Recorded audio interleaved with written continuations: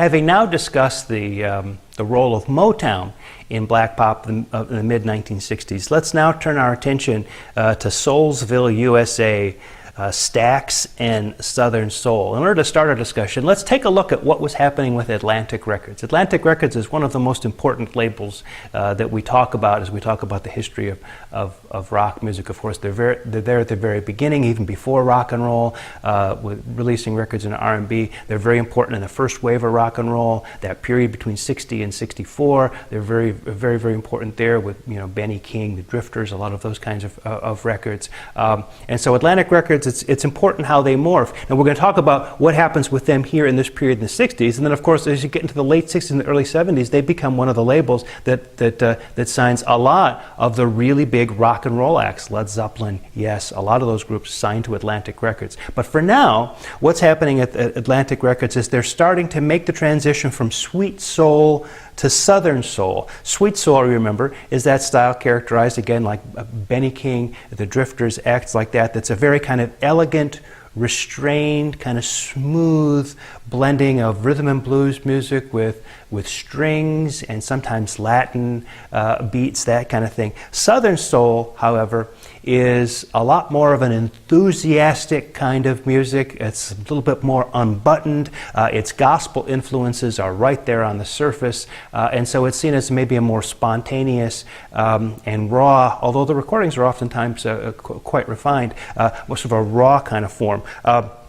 Wexler starts to head in this direction when he produces an artist named Solomon Burke. He's working also with Burt Burns. We've talked about Burt Burns a couple of times at Atlantic there, having a #2 R&B hit in '63 with If You Need Me. That's Solomon Burke. Also a #1 R&B hit in 1965 with Got to Get You Off My Mind.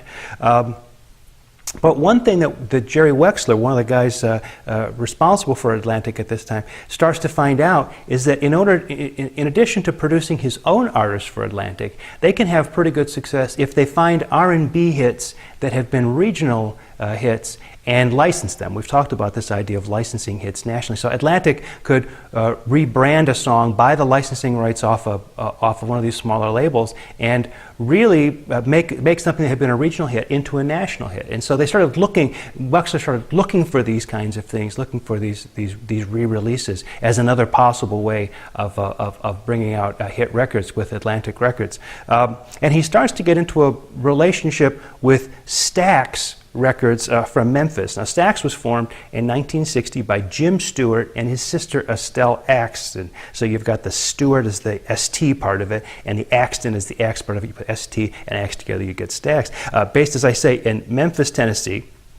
They came to be licensed and then distributed by Atlantic Records. At that time, that meant a very close business relationship with Jerry Wexler, but also with Tom Dowd, the legendary recording engineer of Atlantic Records, who actually came down to the Stax studios in Memphis and helped them kind of upgrade or rewire some of their recording gear, because Dowd was very concerned about the quality of Atlantic Records, and even if they were going to be using the Stax studio a lot more now because they were developing a closer relationship, he wanted to be sure that the equipment was up to his standard. So when we talk about Stax, our story usually starts with the actual Stax label and the actual Stax studio. But then as the story begins to unfold a little bit more, you'll see that it starts to become more inclusive as well, to include other studios in other parts of the South, even in New York City, as part of a kind of general Southern soul, whether the records were actually recorded in the South or not. It's a kind of a stylistic thing. So people often refer to this as Stax. You'll sometimes see people refer to the label Volt, V-O-L-T. Volt was a kind of a subsidiary label of Stax. The Stax Volt refers to a whole sort of style. More specifically, it can refer to just the artists that were on those labels. So what particularly interests me is not only the music of Southern soul and something that we want to talk about here, but also the parallels between Motown and Stax, because a lot of times the way Motown and Stax are set up is somehow like they're polar opposites from each other. And we talked about this in the introductory video. You know, Motown is characterized sometimes as selling out its blackness for a white audience, and Stax is seen as more authentic because it stays closer to its black roots, gospel, more kind of unbuttoned kind of approach. But what's amazing to me is, for all that difference that people usually find in it, how similar the two labels were in the way that they acted.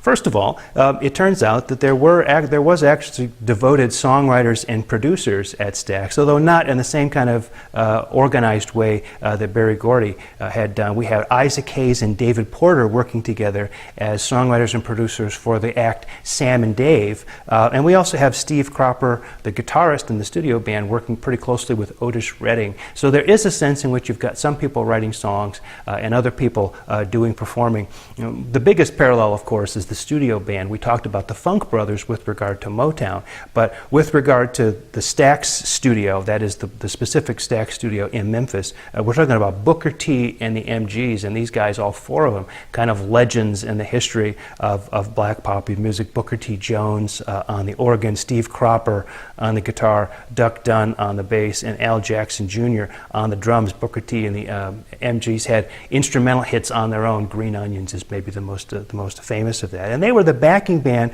working with a lot of these Stax groups when they came into the studio. And this was even a looser and more cooperative situation than the one that we saw in Motown, where, you know, a lot of times they would not only be working the tune out with the artist, but they would be sort of writing as they went in a kind of very cooperative kind of environment. Remembering that still at someplace like Atlantic, the norm was to have people come in with charts all written out, and musicians would read the charts just like they did for all intents and purposes back in the big band days, back in the 40s and into the 1950s. Also, when we talk about Stax, we have to talk about the use of horns. The Stax horns don't appear on all of the records, but they appear on enough of them that the sort of horn band thing that people talk about from the 1960s that was so influential, something that Paul McCartney was thinking about when the Beatles did Got to Get You Into My Life, this sort of like tight rhythmic thing happening with the hip horns. This is sort of this part of the Stax sound, and it's the Stax horns that people often refer to as being responsible for part of that sound. Let's turn our attention now to some of the performers at Stax, and we'll deal with that in the next video.